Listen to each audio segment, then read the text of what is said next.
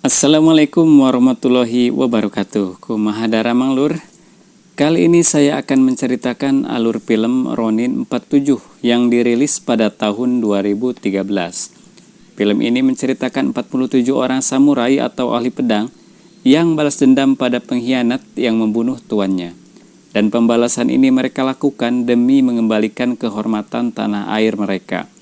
Lalu bagaimana kisah selengkapnya? Tanpa basa-basi lagi, langsung saja kita masuk ke alur ceritanya, lur.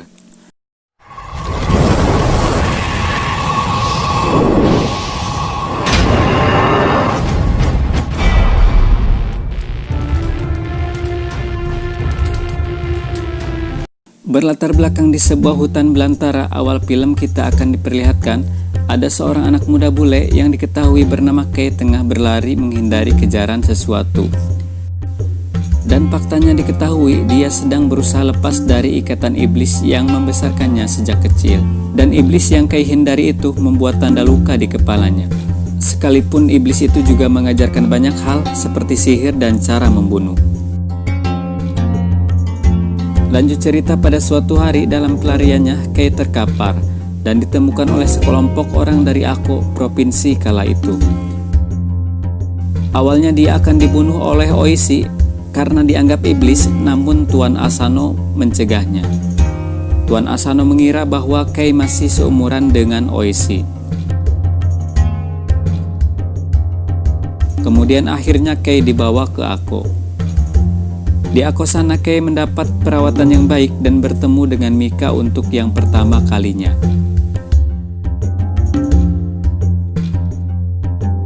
Keberadaan Kei sebenarnya dicekal oleh para samurai karena dianggap akan membawa malapetaka untuk tanah mereka. Namun, Tuan Asano mengabaikannya dan mengizinkan Kei untuk tetap tinggal di lingkungan keluarganya. Oleh karena berteman sejak kecil, benih-benih cinta pun tumbuh di antara Mika dan Kei. Hal ini terbukti di mana pada suatu hari Kei mendapatkan kecupan manis dari Mika. Kemudian alur maju ke belasan tahun ke depan, di mana saat itu Kei sudah jadi laki-laki dewasa. Saat itu, Kei dan para samurai Ako melakukan perburuan monster buas yang menjadi momok bagi penduduk Ako. Perburuan itu pun berlangsung sangat menegangkan, karena si monster berontak dan mengamuk sejadi-jadinya. Kei yang melihat keadaan ini sontak berlari menunggangi kudanya dan ikut membantu memburu monster itu. Keganasan si monster membuat para samurai kewalahan hingga satu persatu mereka tumbang oleh si monster. Lalu sampai di suatu momen saat hendak menyerang monster itu, samurai bernama Yasuno terlempar dari kudanya. Yang bikin kaget, monster itu berhenti dan berbalik ke arah Yasuno. Terlihat Yasuno hanya bisa pasrah menyaksikan keberingasan si monster. Tapi beruntung, Kei datang di saat yang tepat dan mencoba menyelamatkan Yasuno. Dengan mengendap-endap, Kei berusaha mencapai pedang Yasuno yang terjatuh. Saat si monster sudah mendekat, Kei berhasil mengambil pedangnya dan menancapkan pedang itu di perut si monster. Seketika itu, Kei terseret puluhan meter hingga akhirnya si monster pun tewas. Lalu saat hendak mengembalikan pedang kepada Yasuno, dengan rasa hormatnya, Kei malah mendapatkan ujaran kebencian. Bukannya berterima kasih, Yasuno malah mengatakan lebih baik mati daripada diselamatkan olehnya. Rupanya perbedaan darah jadi konflik di antara mereka. Lalu tak lama kemudian, yang lain pun datang menyusul. Namun sialnya, atas kematian monster itu, Yasuno lah yang dianggap sebagai pahlawan oleh Tuan Asano.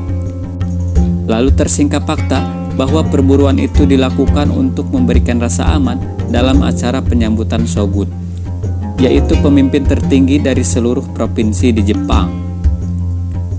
Tapi di sini Oishi menyadari dalam diamnya bahwa Kei lah yang membunuh monster itu melihat bercak darah yang ada pada tangan Kei. Kemudian setelah semuanya berlalu, Kei menemukan hal yang janggal, di mana dia melihat seekor rubah putih yang memperhatikan mereka lalu pergi begitu saja. Lalu adegan berpindah ke sebuah istana di provinsi Nagato, di mana di sana terlihat ada seorang tuan bernama Kira yang sedang marah-marah kepada anak buahnya. Tiba-tiba datang rubah putih masuk ke istananya dan seketika berubah wujud menjadi seorang wanita.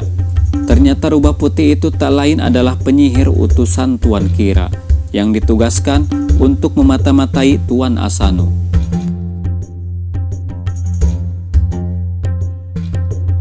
Adegan kembali ke Provinsi Ako, di mana di sana terlihat ada Mika yang sedang mempersiapkan acara kedatangan Shogun dan turnamen pertarungan para ahli pedang. Lalu datang berita dari Chikara bahwa para pemburu sudah kembali dan berhasil membunuh si monster. Mendengar hal itu, Mika langsung menemui ayahnya untuk memastikan kebenarannya. Kemudian pada malam harinya, Mika mendatangi Kei di gubuk tempat tinggalnya karena mendengar Kei terluka. Mika sempat merawat lukanya, tapi kemudian mempertanyakan sikap Kei yang membantu samurai, karena pada kenyataannya mereka tetap membenci Kei. Lalu seketika perbincangan menjadi panas karena Kei meminta Mika untuk pergi. Merasa diusir, Mika meminta Kei untuk menatapnya dan bilang Kei tidak mencintainya.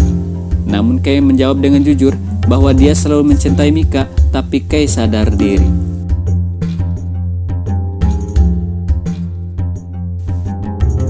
Waktu pun yang ditunggu-tunggu datang. Di hari berikutnya, Shogun dan para pemimpin provinsi tiba di Ako. Mereka semua pun terkagum oleh keindahan Ako dan senang telah disambut dengan meriah oleh rakyat-rakyatnya. Di sisi lain dalam acara penyambutan itu, Kei melihat ada seorang wanita yang dia rasa tak asing baginya. Matanya persis seperti rubah putih waktu itu. Menyadari ada hal yang tidak beres, kemudian Kei pergi mendatangi rumah Oishi. Kei melaporkan kepada Oishi bahwa dia meyakini ada penyihir di antara tamu undangan. Namun Oishi tidak percaya, malah Oishi menganggap Kei sudah tersihir oleh gadis cantik. Dan singkat cerita, turnamen pun digelar dengan Provinsi Nagato sebagai lawan Provinsi Ako. Provinsi Ako sendiri diwakili oleh Yasuno sebagai samurai terbaiknya yang akan bertarung. Namun malang tak dapat ditolak, menjelang pertarungan dimulai, Yasuno ditemukan Chikara dan Kei dalam keadaan tak sadar diri. Rupanya Yasuno telah terpengaruh kekuatan sihir karena faktanya sebelum dia tak sadar, dia didatangi Mizuki dalam bentuk rubah putih. Melihat kondisi ini, Kei meminta Chikara untuk memanggil Oishi. Namun Chikara bilang sudah tidak ada waktu lagi karena memang calon lawannya sudah bersiap di arena. Takut Provinsi Ako menanggung malu karena tak punya petarung, akhirnya Kei terpaksa menggantikan Yasuno tanpa sepengetahuan yang lain. Beruntung di sana ada baju perang sehingga saat memasuki arena, Kei dapat melenggang tanpa semuanya sadari. Pertarungan pun dimulai dan berlangsung sengit.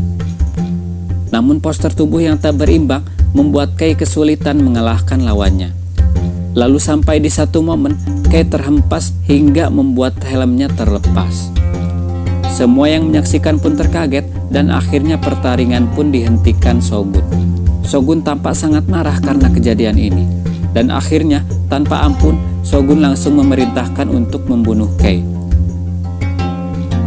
Namun saat Kei akan dipenggal, seketika Mika bersimpuh memohon agar Kei tidak dibunuh. Dan ayah Mika pun turut memohon maaf atas kejadian ini, serta menyalahkan dirinya. Dan pada akhirnya Shogun mengabulkan permohonan, namun sebagai gantinya, Kei dipukuli.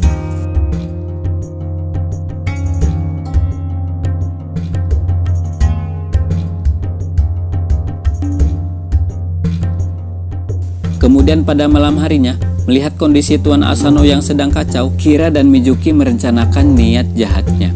Pada malam itu, Tuan Asano disihir. Dalam tidurnya dia terbangun karena mendengar Mika meminta tolong. Dia melihat Mika sedang diperkosa oleh Kira sehingga Tuan Asano bermaksud untuk menyerang Kira. Kejadian ini sontak membuat seisi istana tahu dan Shogun terbangun.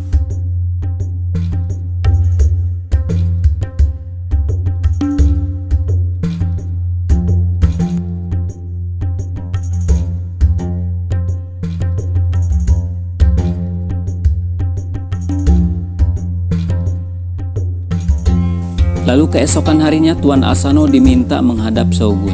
Dan di sana Atas kejadian semalam, dia dijatuhi hukuman mati karena dianggap telah menyerang tamu yang tak bersenjata.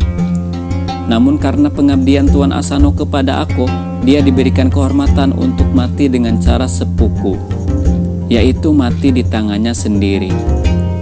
Tapi sebelum ritual sepuku dimulai, Tuan Asano sempat berbicara dengan Oishi.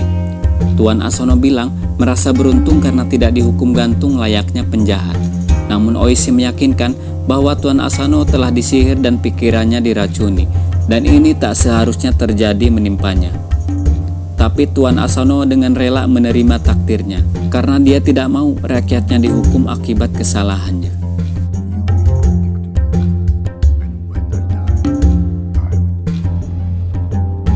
Singkat cerita, matilah Tuan Asano dengan menyisakan luka dan pukulan keras untuk penduduk Ako, terutama Oishi dan Mika.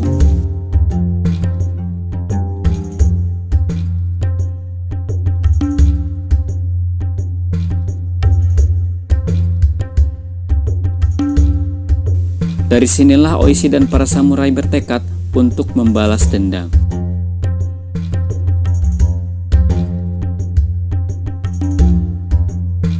Tapi sayang, takdir berkata lain. Shogun melarang Oishi dan para samurai membalas dendam. Dan Shogun memutuskan dari detik itu mereka menjadi seorang ronin, yaitu samurai yang tak bertuan, dan menyerahkan Ako kepada Tuan Kira. Yang lebih parah lagi, Shogun bermaksud menjodohkan Kira dan Mika. Namun Mika diberi waktu untuk berkabung selama 1 tahun.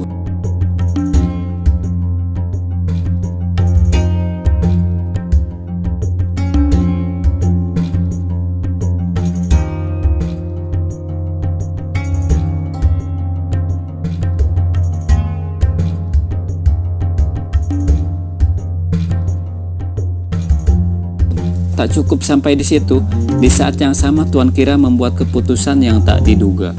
Kira mengusir para samurai dari Ako, dan yang ngeyel tetap tinggal, mereka akan dibunuh dan dieksekusi.